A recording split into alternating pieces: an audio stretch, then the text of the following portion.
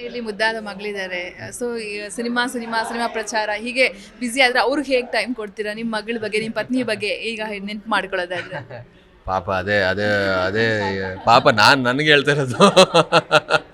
Because ಅದೊಂದು ತುಂಬ miss ಮಾಡ್ಕೋತೀನಿ. ಈ ಥರ ಬ್ಯುಸಿ ಇದ್ದಾಗ, ಈ ಥರ ಇದ್ದಾಗ ಮಗಳ ಜೊತೆ ಇರಬೇಕು ಅನ್ನೋದು ಭಾಳ ಆಸೆ. ಮಗಳು, ವೈಫು ಮತ್ತು ಅಪ್ಪ, ತಮ್ಮಂದರು, ಫ್ಯಾಮಿಲಿ ಟೈಮ್ ಸ್ವಲ್ಪ ಕಡಿಮೆ ಆಗ್ತಾ ಇದೆ.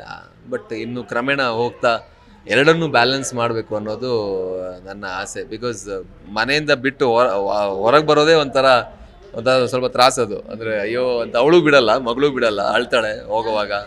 ಹೌದು, ಹೋಗ್ಬೇಡ ಅಂತ, ನಾನು ಬರ್ತೀನಿ ಅಂತನಲ್ಲ, ಹೋಗ್ಬೇಡ ಅಂತ ಗಟ್ಟಿ ಇಟ್ಕೋತಾಳೆ. ಅದೆಲ್ಲ ಸ್ವಲ್ಪ ಬಿಟ್ಟು ಬರೋದು ಸ್ವಲ್ಪ ಕಷ್ಟ ಆಗತ್ತೆ. ಬಟ್ ದೆನ್ ಆದಷ್ಟು ಟೈಮ್ ಫ್ಯಾಮಿಲಿ ಜೊತೆ ಸ್ಪೆಂಡ್ ಮಾಡಬೇಕು ಅನ್ನೋದು ಮುಂದಿನ ವರ್ಷದಲ್ಲಾದರೂ ಅಂತ ನನ್ನ ಆಸೆ. 2023 ನಿಮ್ಗೊಂಥರ ನೋವಿನ ವರ್ಷ ಅಂತಾನೆ ಹೇಳ್ಬೋದು. ಪ್ರೀತಿ ಅಮ್ಮನನ್ನ ಕೂಡ ಕಳ್ಕೊಂಡ್ರಿ. ಅಮ್ಮ ಇದ್ದಾಗ ಕೆಲವೊಂದನ್ನ ಪತ್ನಿ ಹತ್ರ ಹೇಳದದ್ದನ್ನ ಅಮ್ಮನ ಹತ್ರ ಹೇಳ್ಕೋಬಹುದು, ತುಂಬಾ ಹತ್ರವಾಗಿ ಏನಾದ್ರು ಒಂದು ನೋವು ಹಂಚ್ಕೋಬಹುದು. ಅಮ್ಮನನ್ನ ನೆನ್ಪು ಮಾಡ್ಕೊಳ್ಳೋದಾದ್ರೆ, ನೀವಾಗ ಬ್ಯಾಕ್ ಟು ಬ್ಯಾಕ್ ಈ ಥರ ಬ್ಯುಸಿ ಇದ್ದೀರಾ, ಸಿನಿಮಾದಲ್ಲಿ ಏನೋ ಮಾಡ್ತಾ ಇದ್ದೀರಾ, ಪೃಥ್ವಿ ಎಂಬರ್ ಅಂತ ಬಂದ ತಕ್ಷಣ ಎಲ್ರಿಗೂ ಕೂಡ ಒಂಥರ ಅಚ್ಚುಮೆಚ್ಚಿನ ನಟ ಆಗಿದ್ದೀರಾ. ಈ ಸಂದರ್ಭದಲ್ಲಿ ತಾಯಿಯನ್ನು ನೆನ್ಪು ಮಾಡ್ಕೊಳ್ಳೋದಾದ್ರೆ? ಇಲ್ಲ, ಅವ್ರನ್ನ ನೆನೆಸ್ಕೊಳ್ದೇ ಇರೋ ಟೈಮೇ ದಿನಾನೇ ಇಲ್ಲ. ಯಾವತ್ತೂ ಕೂಡ ನೆನೆಸ್ಕೊತೀನಿ. ಇವಾಗ ಇರಬೇಕಿತ್ತು ಅನ್ನೋದು ನಂದು, ಅಪ್ಪಂದು, ತಮ್ಮಂದ್ರದ್ದು, ಎಲ್ರದ್ದು. ಅಂದರೆ ನಾನು ಅಂತಲ್ಲ, ಅವರ ಒಡನಾಟ ಇದ್ದವ್ರು ಎಲ್ಲರೂ ಕೂಡ ಅವ್ರನ್ನ ಪ್ರತಿದಿನ ಮಿಸ್ ಮಾಡ್ಕೋತಾರೆ. ಅದೇ ಅಷ್ಟೇ. ಜಾಸ್ತಿ ಹೇಳೋಕ್ಕಾಗಲ್ಲ ನನಗೆ ಅವ್ರ ಬಗ್ಗೆ ಅಷ್ಟೇ. So finally Matsyagandha cinema February 23ಕ್ಕೆ ರಿಲೀಸ್ ಆಗ್ತಾ ಇದೆ. ನಮ್ಗೆಲ್ಲರೂ ಕೂಡ ದೊಡ್ಡ ಮಟ್ಟದಲ್ಲಿ ನಿರೀಕ್ಷೆ ಇದೆ. ಸಾರಿ ನಿಮ್ಮನ್ನ ಅಳಿಸಿದ. ದೊಡ್ಡ ಮಟ್ಟದಲ್ಲಿ ನಿರೀಕ್ಷೆ ಇದೆ. ಸೊ ನೀವು ನಿಮ್ಮ ಅಭಿಮಾನಿಗಳಲ್ಲಿ ಆ್ಯಂಡ್ ಸಿನಿಮಾ ಪ್ರಿಯರಲ್ಲಿ ಬನ್ನಿ ಥಿಯೇಟ್ರಿಗೆ ಬಂದು ಸಿನಿಮಾ ನೋಡಿ ಅಂತ ಹೇಳೋದಾದ್ರೆ? ಅಲ್ಲ, ಮತ್ಸ್ಯಗಂಧ ನಾನು ಆವಾಗಲೇ ಹೇಳಿದಾಗೆ ಒಂದು ಹೌದೌದು, ಅಂದರೆ ಥಿಯೇಟ್ರಿಕಲ್ ಎಕ್ಸ್ಪೀರಿಯನ್ಸ್ ಕೊಡುವಂಥ ಸಿನಿಮಾ. ಪ್ರಶಾಂತ್ ಸಿದ್ದಿ ಅವರ ಮ್ಯೂಸಿಕ್ ಆ್ಯಂಡ್ ದೇವರಾಜ್ ಪೂಜಾರಿ ಅವರ ನಿರ್ದೇಶನ ಆ್ಯಂಡ್ ಕಂಪ್ಲೀಟ್ ಒಂದು ತಂಡದ ಒಂದು ಪ್ರಯತ್ನ ಇರೋದ್ರಿಂದ ಒಂದು ಒಳ್ಳೆ ಡಿಫ್ರೆಂಟ್ ಫೀಲ್ ಅಂತೂ ಖಂಡಿತವಾಗ್ಲೂ ಕೊಡುತ್ತೆ. ಎಂಟರ್ಟೈನ್ ಮಾಡುತ್ತೆ, ಆ್ಯಕ್ಷನ್ ಇದೆ. ಬಿಕಾಸ್ ಇದರಲ್ಲಿ ಒಂದು 360 ಡಿಗ್ರಿ ಸಿನಿಮಾ ಅಂತ ಹೇಳೋಕ್ಕೆ ಇಷ್ಟಪಡ್ತೀನಿ. ಇದರಲ್ಲಿ ಆ್ಯಕ್ಷನ್ ಇದೆ ಆ್ಯಂಡ್ ಕೆಲವೊಂದು ಇಮೋಷನ್ಸ್ ಇದೆ, ಊರ ಜನರ ಒಂದು ಸಂಘರ್ಷ ಇದೆ, ಸ್ವಾಭಿಮಾನದ ಒಂದು ಕಥೆ ಇದೆ. ಸೊ ಅದೆಲ್ಲ ಇರೋದ್ರಿಂದ ಒಂದು ಒಳ್ಳೆ ಒಂದು ಪ್ರಾಪರ್ ಒಂದು ಪವರ್ ಪ್ಯಾಕ್ಟ್ ಸಿನಿಮಾ ನೋಡಿದ ಅನುಭವ ಇದು ಕೊಡುತ್ತೆ. ಸೊ ಹಾಗಾಗಿ ಬನ್ನಿ ನೋಡಿ. ನಮ್ಮ ಕರ್ನಾಟಕದ, ನಮ್ಮ ಉತ್ತರ ಕನ್ನಡ ಜಿಲ್ಲೆಯ ಒಂದು ಆನೆಸ್ಟ್ ಕಥೆ ಇದು. ಅದನ್ನು ನೋಡಿ ಬೇರೆಯವ್ರಿಗೂ ತಿಳಿಸಿ, ನೀವು ನೋಡಿ ಸಪೋರ್ಟ್ ಮಾಡಿ ಅಂತ ಹೇಳ್ತೀನಿ. ಫೈನಲಿ ಮಧ್ಯಮ ಅಂದರೆ ಒಂದು ಬಡ ಕುಟುಂಬ, ಒಂದು ಮಧ್ಯಮ ಕುಟುಂಬದಿಂದ ಬಂದು ಇಂಥ ಬೆಂಗಳೂರು ಅಂತ ಸಮುದ್ರದಲ್ಲಿ ಈಜಿ ಒಂದು ಆಲ್ಮೋಸ್ಟ್ ದಡ ಸೇರ್ತಾ ಇದ್ದೀರಾ.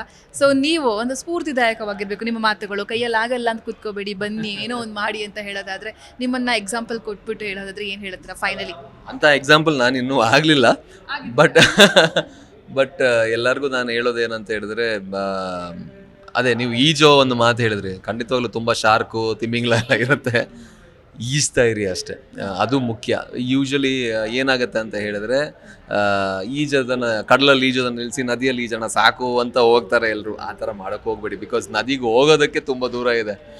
ಸೊ ನೀವು ಏನು ಮಾಡ್ತಾ ಇದ್ದೀರೋ ಅದನ್ನು ಕಂಟಿನ್ಯೂ ಮಾಡಿ ಅಂತ ಎಷ್ಟೋ ಸರಿ ಇದು ನನಗೂ ಅನಿಸಿದೆ. ಅಯ್ಯೋ ಸಾಕು, ಇನ್ನಾಗಲ್ಲ, ಇನ್ನೆಷ್ಟು ಕಷ್ಟಪಡೋದು ಅಂತ ಬರಬೇಡಿ. ಅಂದರೆ ಅದು ಲೈಫೇ ಒಂದು ಸ್ಟ್ರಗಲ್, ಒಂದು ಫೈಟ್ ಅಂದಮೇಲೆ ನೀವು ಇಲ್ಲ ಸಾಕು ಇದು ಅಂತ ಅಂದ್ಕೊಳ್ಳೋದಕ್ಕಿಂತ ಇನ್ನೂ ಸ್ಟ್ರಗಲ್ ಮಾಡ್ತಾ ಇರೋದು. ಅದು ಭಾಳಷ್ಟು ಜನ ಸ್ಟ್ರಗಲ್ ಮಾಡೋರು ಇದ್ದಾರೆ. ಅವ್ರದ್ದೇ ಆದ ಸ್ಟ್ರಗಲ್ ಇದೆ, ಅವ್ರದ್ದೇ ಆದ ಕಥೆ ಇದೆ. So 100% yes, I respect that. But ಬಿಡಬೇಡಿ ಅನ್ನೋದು.